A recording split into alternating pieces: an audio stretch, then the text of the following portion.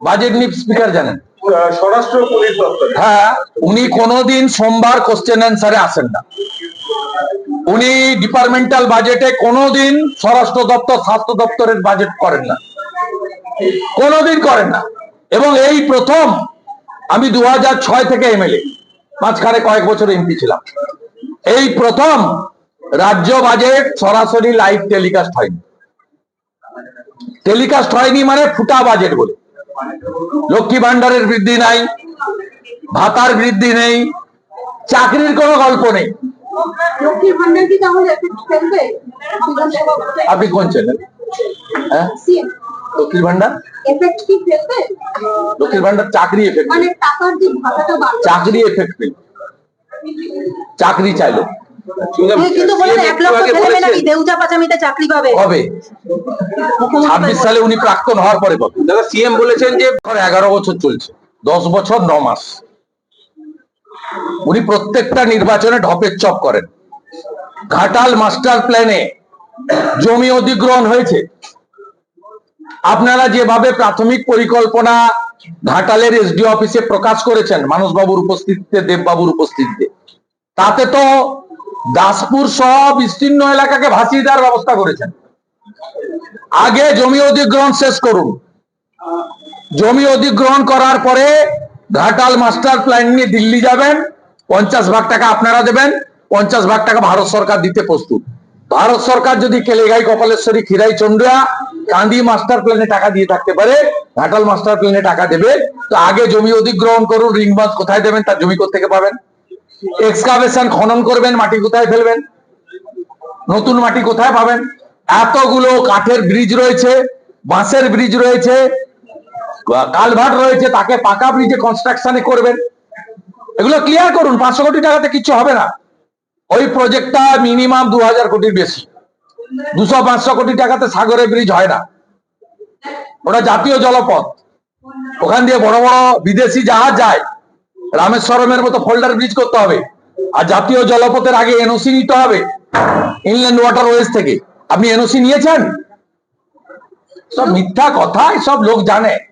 আর আপনার লক্ষ্মীর ভান্ডারকে কেউ কপি করেনি। আপনি শিবরাজ সিং চৌহানের লাডলি বহিনকে প্রশান্ত কিশোরের বুদ্ধিতে কপি করেছেন। আপনি প্রশান্ত কিশোরকে জিজ্ঞেস করলে বলে দিবে যে আপনার কাণ্ড কারখানাটার পিছনে ওনার কি অবদান ছিল। পশ্চিমবঙ্গ এবং কেরালা জিএসটির অডিট না দেওয়া সত্ত্বেও ভারত সরকার কমিটমেন্টের 90% বেশি টাকা দিচ্ছেন। মুখ্যমন্ত্রী অডিট রিপোর্ট জমা দিয়ে 100% টাকা নিন, এবং অলরেডি জিএসটির যা পাওনা 8 লক্ষ কোটি টাকা এখনো পর্যন্ত এই সরকারকে ভারত সরকার দিয়েছে। উনি ডাটা না দেখে উনি কান দিয়ে দেখেন এবং চোখ দিয়ে বলেন। স্বাভাবিকভাবে উনার এই সমস্ত বক্তব্যের পিছনে কোনো ডাটা বা তথ্য নেই। উনি একটা হোয়াইট পেপার কোড জারি করুন যে জিএসটিতে আমার প্রাপ্য কত, জিএসটির প্রাপ্য ঠিক হয়। সব রাজ্যের অর্থমন্ত্রীদের সঙ্গে ভারত সরকারের অর্থমন্ত্রীর মিটিংয়ে, সেই মিটিংয়ে আগে ডক্টর অমিত মিত্র যেতেন এবং তিনি জিএসটি চালুর সময় কনভেনার ছিলেন অল স্টেট ফিনান্স মিনিস্টারদের। এখন মাননীয় চন্দ্রিমা ভট্টাচার্য যান। জিএসটিতে সেন্ট্রাল গভর্নমেন্টের গত চারটে ফাইন্যান্সিয়াল ইয়ারে, 21-এর আগেরটা ছেড়ে দিলাম, 21 সাল থেকে অদ্যবধি 4টে ফাইন্যান্সিয়াল ইয়ারে ভারত সরকারের কমিটমেন্ট কত ছিল, তিনি কত পেয়েছেন, তিনি একটা হোয়াইট পেপার দিন। ওনার যদি কমিটমেন্ট অনুযায়ী মোর দ্যান 90% টাকা না পেয়ে থাকেন, অডিট রিপোর্ট না দেওয়া সত্ত্বেও, তাহলে অল পার্টি ডেলিগেশন পাঠান নর্থ ব্লকে এফএম এর কাছে। তাতে বিজেপি এমএলএরা বা এলওপি কে ডাকলে আমি পার্টিসিপেট করব। আর আমি আপনাকে তথ্য ডাটা দিয়ে বলে দেব, কমিটমেন্টের মোর দ্যান 90% পেয়েছেন এবং দুটো রাজ্য অডিট দেয়নি, একটা সিপিএম পরিচালিত কেরালা আর একটা তৃণমূল পরিচালিত পশ্চিমবঙ্গ। ক্লিয়ার? আপনাকে পরিষ্কার বলি, গতকাল ভারতবর্ষের অর্থমন্ত্রী মানরেগা আর আবাস নিয়ে পরিষ্কার বলে দিয়েছেন যে আমরা আটকাইনি, চলমান স্কিম। 25 লক্ষ জব কার্ডের আপনি টাকা, ভুয়া জব কার্ড বেরিয়েছে, এরা বলছে উত্তরপ্রদেশে বেশি। উত্তরপ্রদেশ সহ অন্য রাজ্যের ডিলিট হওয়া ফেক জব কার্ডের এগেনস্টে টাকা মানে তুলে নেয়নি।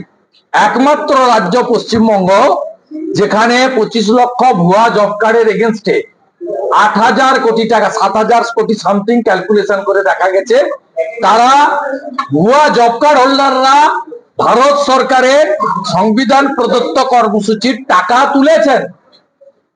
কেন্দ্রের অর্থমন্ত্রী বলছেন টাকাগুলো আদায় করুন আর ওদের জেলে পুরুন, এটা চলমান স্কিম, টাকা নিয়ে যান। এটা আবাসের ক্ষেত্রেও তাই। আপনি তৃণমূল নেতাদের 3 তলা পাকা বাড়ি, প্রধানদের 17টা 18টা 35টা করে বাড়ি, গরিব আসল গরিব লোককে তালিকা পাঠান। আমি তো 10,98,000কে যখন 60,000 করে দিলেন, আমি আপনাকে প্রস্তাব দিয়েছিলাম বিধানসভাতে, আপনি ছিলেন না, আপনার পঞ্চায়েত মন্ত্রী ছিলেন প্রদীপ মজুমদার। সেখানে বিরোধী দলনেতা দুটো প্রস্তাব দিয়েছিল।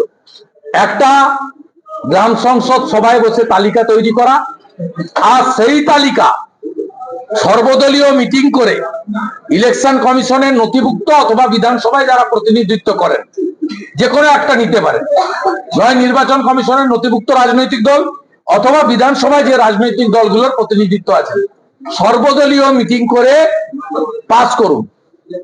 জ্যোতিবাবুর সময় রিলিফ ডিস্ট্রিবিউশনের ক্ষেত্রে যদি 3-ম্যান কমিটি থেকে থাকতে পারে, যে কোনো ডিজাস্টারের ক্ষেত্রে বা ক্রপ ইন্স্যুরেন্সের ক্ষেত্রে, সেখানে তখন কি ছিল, গ্রাম পঞ্চায়েত লেভেলে বা ওয়ার্ড লেভেলে ছিল গ্রাম পঞ্চায়েতের প্রধান বা তার প্রতিনিধি, বিরোধী দলনেতা বা তার প্রতিনিধি, আর বিডিওর সরকারি প্রতিনিধি।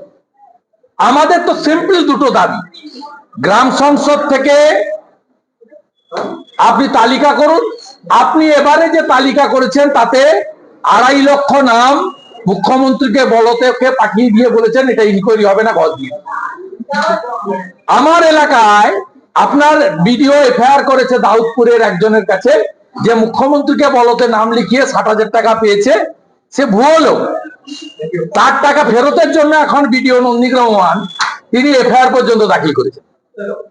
আমরা চাই সে রাজ্য সরকারের হোক, কেন্দ্র সরকারের হোক, ঋণ নেওয়া টাকা হোক, ট্যাক্সের টাকা হোক আর জিএসটির টাকাই হোক, এটা পাবলিক এক্সচেকারের মানি প্রপারলি ইউটিলাইজ হোক এবং আসল বেনিফিশিয়ারিরা পাক।